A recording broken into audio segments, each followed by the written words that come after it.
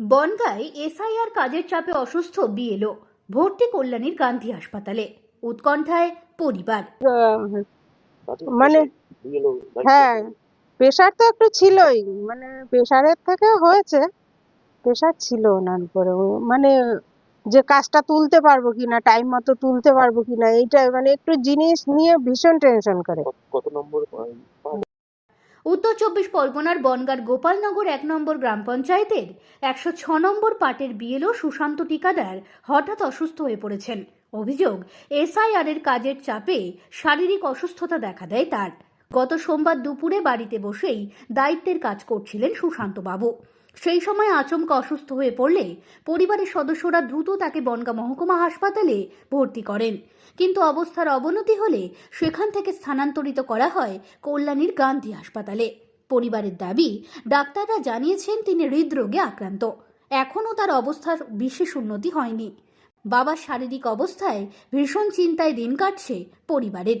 ঠিক কি বললেন তার মেয়ে, শোনাবো আপনাদের। আর অসুস্থ ছিলেন, আরও বেশি প্রেশার পড়ে গেছে, অসুস্থ হয়ে পড়েছে আরও। তারপর হসপিটালে ভর্তি আছেন, একটা অ্যাটাক হয়েছে বললেন ডাক্তার। টেনশন হচ্ছে?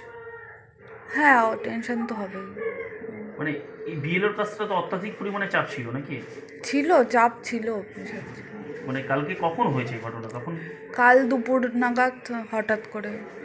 তখন কি বাড়িতে আর ফর্ম? হ্যাঁ, বাড়িতেই ছিল, আমিও ছিলাম। হঠাৎ করে বলছে শরীর খারাপ লাগছে, এবার তারপরে কাকাদের ডাকা হলো। তখন কি ফর্ম জমা নিচ্ছিল? হ্যাঁ, ফর্ম জমা নিতে দিতে অসুস্থ হয়েছে? একজন এসছিলেন। হ্যাঁ, ফর্ম জমা দিতে। কোন পার্টির বিএলও? 106 নম্বর। কোন পঞ্চায়েত? গোপালনগর পঞ্চায়েত। আপনার নাম? শ্রেয়া টিকাদার। বাবার নাম? সুশান্ত টিকাদার। অসুস্থ বিএলওর ভাই নীলাঞ্জন টিকাদার ঠিক কি বললেন দেখুন। পড়েছে বিএলওর কাজ করতে করতে অসুস্থ হয়ে পড়েছিল।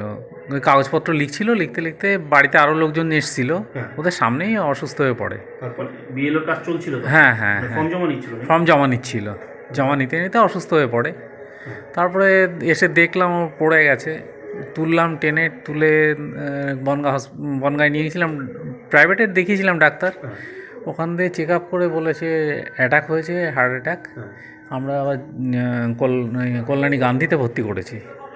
বনগাঁ উত্তরের বিধায়ক অশোক কীর্তনিয়া তিনি বলেন, বিএলওদের উপরে তৃণমূল চাপ সৃষ্টি করছে। আমি তার সুস্থতা কামনা করি।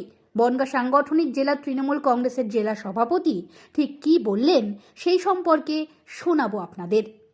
পরিবারের দাবি কি তৃণমূলের দাবি এটা আমি জানি না, আপনার কাছে শুনলাম। আমি সেই 106 নম্বর বুথে ফোন করলাম, কথা বললাম, জানলাম যে ভদ্রলোক আছে তিনি দীর্ঘদিন শারীরিক অসুস্থতা আছেন, তার হাই সুগার আছে, হাই প্রেশার আছে। তার দরুন হয়তো তিনি কোনো কারণে সুগার থাকলে একজন পেশেন্টের কি হতে পারে, তিনি অসুস্থ হয়েছেন। আমি তার সুস্থতা কামনা করি। এবং তৃণমূল যেভাবে মার্কেটে হাইপ তুলে যারা বিএলওদের আছে তাদেরকে যেভাবে প্রেশারাইজ করছে, তার দরুন যেসব বিএলও চারিদিকে অসুস্থ হচ্ছে, এর জন্য সম্পূর্ণ দায়ী তৃণমূল। নির্বাচন কমিশন কোনো দায়ী না, কারণ নির্বাচন সরকারি গুরুত্বপূর্ণ এসআইআর সংক্রান্ত নথিপত্র তৈরির চাপ দিন দিন বাড়ছে বলে অভিযোগ অনেক বিএলওর। পেশাগত দায়িত্ব পালন করতে গিয়ে এমনভাবে অসুস্থ হয়ে পড়ায় স্বাভাবিকভাবেই প্রশ্ন উঠছে নিরাপদ কর্মপরিবেশ ও প্রয়োজনীয় সুবিধা নিয়ে।